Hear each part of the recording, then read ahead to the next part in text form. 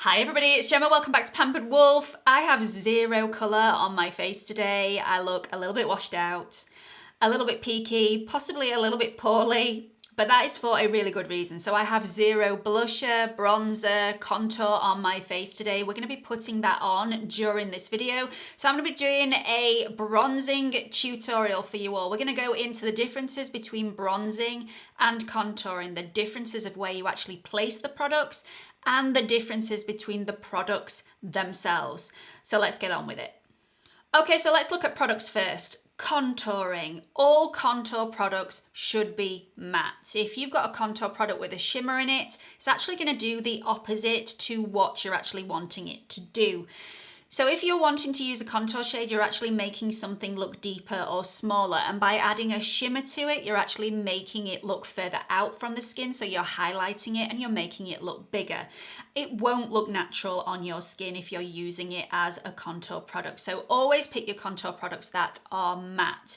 Now, different tones of skin, regardless of whether you've got a warm undertone, a neutral undertone, or a cool undertone, you should always pick a contour shade that has a cool grayish undertone.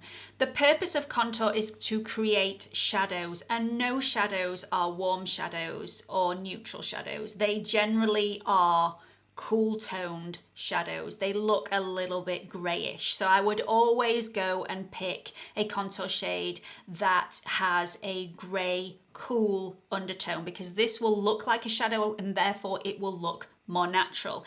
Now, completely different to a bronzer. Now, bronzers do depend on your skin's undertone, because you don't have to go for a warm shade of bronzer, which a lot of people do.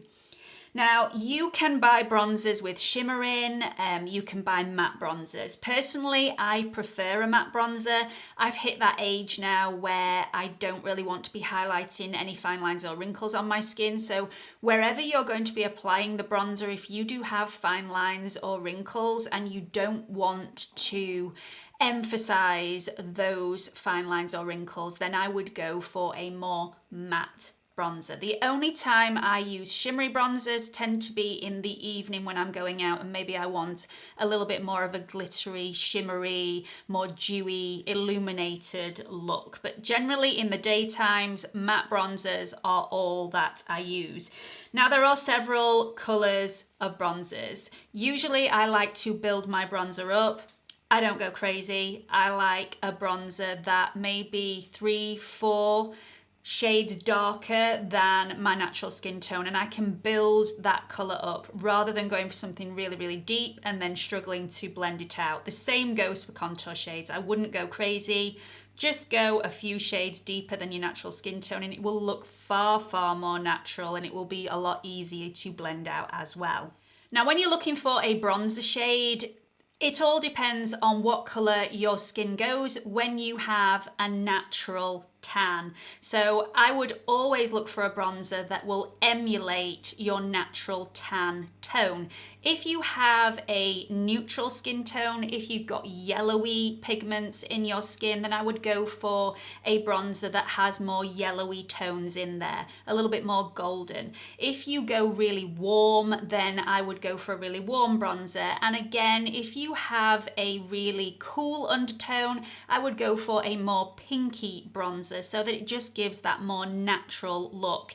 If you don't tan at all, if you go red, then do bear that in mind, that it's not going to look natural if you put a really heavy orange bronzer on your skin and you have a pale, cool undertone. So just bear that in mind. You will know what color your skin goes when you have a natural tan, and you just need to pick a bronzer that will emulate that perfectly.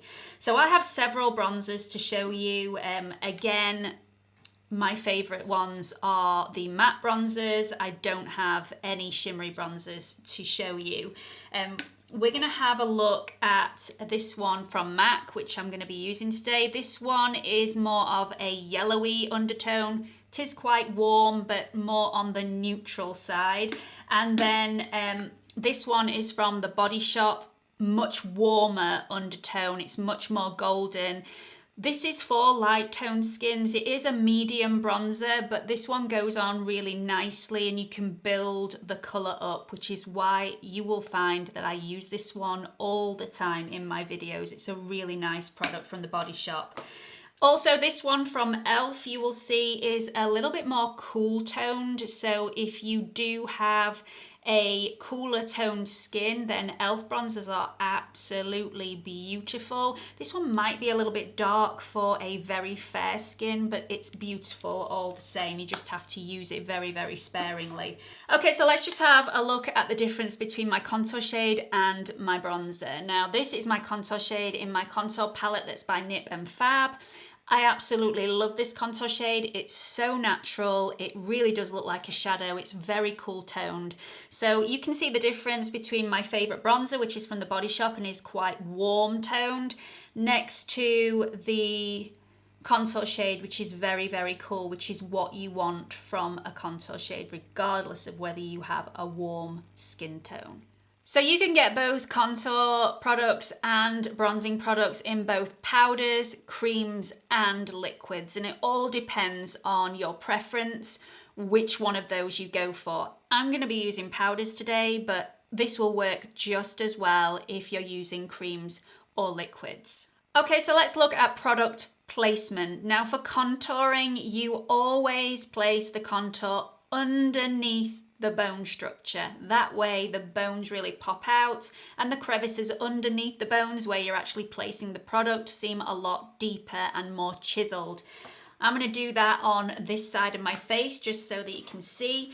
And for contour, I like to use a smaller brush so that I can be a lot more precise in my placement. This is the 127 Luxe Sheer Cheek brush from ZOEVA, but you can use any small brush. It would be absolutely fine. You get the same result. And I'm just going to pop the product underneath the cheekbone. So as you can see there, that's just really carved out my cheekbone without having a huge stripe on my face. Now with regards to contour, I always blend up. So the product goes underneath the bone structure and I always blend the product up. That way you get a much more natural look. And there we have it. That is the contour done on this side. Now again, you can do so many different areas with contour. I'm not going to go into that today because I've already done a video on contouring and I will link that so you can check that out. Now the difference with bronzer, and there is no rule, you can use bronzer to contour. I would use a cool tone bronzer and I would definitely use a matte bronzer, so definitely no shimmery bronzers whatsoever. But if you want to use a warm bronzer, if you think that looks really nice on your skin, especially if you've got really warm skin tone, then go ahead. There are no rules at the end of the day. This is just my recommendations and what I personally do on my skin. So you can use a bronzer if you really want to. Now the difference in bronzer placement, so contour placement is always underneath the bone structure. Bronzing is always on top of the bone structure. So you have to look at where your skin would naturally tan if you go out in the sun. Now the sun is above you and the sun hits on all the top of your features, so the high points of your face. So it'll hit your forehead, it'll hit your eyebrow bone, it'll also hit the tops of your cheeks. If you've got a prominent chin, it will hit your chin and it will hit the bridge of your nose. Now again, always pick a shade that is not too dark. I tend to stagger my bronzing shades. So in the summer, I might use a shade that is slightly darker than in, say, the winter or spring months. So for this video, I'm going to be using the Mineralise Finish by MAC in medium tan. This is such a beautiful bronzer. It has really yellow undertones to it. So if you've got a neutral undertone, you might really like this bronzer. Also, if you've got a warm undertone, you might really like this bronzer as well. Now, this is not my usual bronzer that I will be using at this time of year for this season because it is a little bit too dark for me, but it will show up on camera. So if you do think that this look is a little bit out there by the end of it, that is why. I've just chosen a darker shade so it really does show up on camera so you know exactly where I've put it and the reasons why. Now, the brush that I'm going to be using today, I always like to use a much bigger brush for bronzing than I do for contouring, because contouring you need to be really precise where you're putting the actual product, whereas for bronzing you don't need to be. This needs to be a much more subtle and much softer look. So I like to use a bigger brush so I'm not as precise. I also like to hold the brush right at the end, just like for eyeshadow blending. When I did my eyeshadow blending for beginners tutorial, I said to hold it at the end because you cannot put too much pressure on and you get a much nicer blend if you are holding your brush with 3 fingers right at the end. It will give you a really subtle, soft look. So at least for the first application, I would say hold it really, really gently at the end of the brush. Now, the areas that I'm going to contour today are the ones that I mentioned earlier. So exactly where the sun would hit, which is the high points of the face. So I would apply it on my forehead. I'm also going to apply it on the bridge of my nose. I'm going to apply it with a smaller brush on my brow bone, and I'm also going to apply it to my cheeks and a tiny bit on my chin because my chin is quite prominent, so the sun would get my chin. So let's just go straight away into the product. I'm going to dust a little bit off on the back of my hand because I don't want to be applying too much. And I'm going to go straight in on this side of my face, just on the high points of my face. Again, I think you're probably bored of me saying this, but less is more. You can always apply more product. It's so difficult to take it away. If you do happen to apply too much product, then you can either do one of 2 things. Either get some translucent powder and try and blend that out to make it look a little bit lighter, or you can just take a tissue and just try and dab some of the product off your face. But again, it's much easier not to get too much product on there in the first place, so try and apply it very sparingly.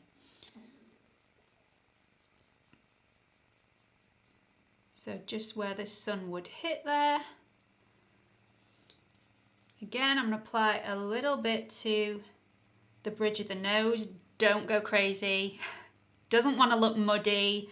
It doesn't want to look like makeup. It needs to look quite natural and subtle. So just a dusting over the bridge of the nose and blend it slightly down the edges.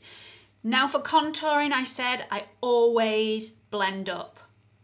For bronzing, it's completely the opposite. Because the sun is above your head, the sun will hit here, and then when it gets over the bump, over the highest point of your feature, it will blend out. So I tend to blend down when I'm applying bronzer. So up for contour, down for bronzer. Obviously being really, really gentle because you don't want to pull the skin down at all. So again, on the tops of the cheekbones, I'm just going to dab that on first and then blend it down. And a little bit on the end of my chin. And I'm just going to take a smaller brush. This is my Luxe Crease brush from ZOEVA. This is the 228. Dip into that bronzer again and just holding it at the end, just dab that onto my brow bone where I would naturally catch the sun.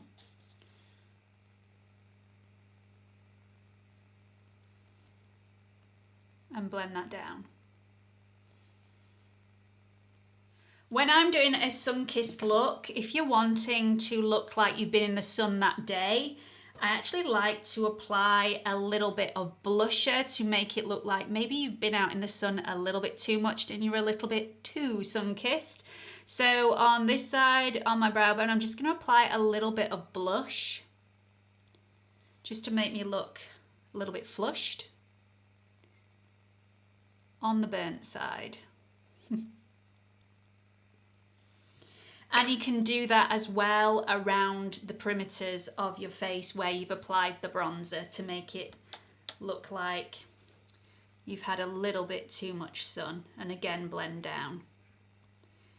It all depends on what sort of look you're after.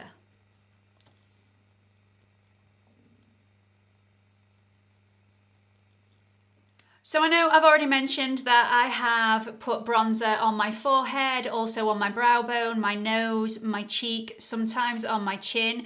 Don't forget to do your neck, and especially if you've got a low cut top on like me today, make sure that you also put some on your chest, especially if you're a little bit paler on your skin, on your chest than you are on your face. You need to make everything match. So I always like to put a little bit of a stripe, but a nice blended in stripe down the front of my neck. I tend not to go round the sides. I just think this gives a little bit more of a natural look.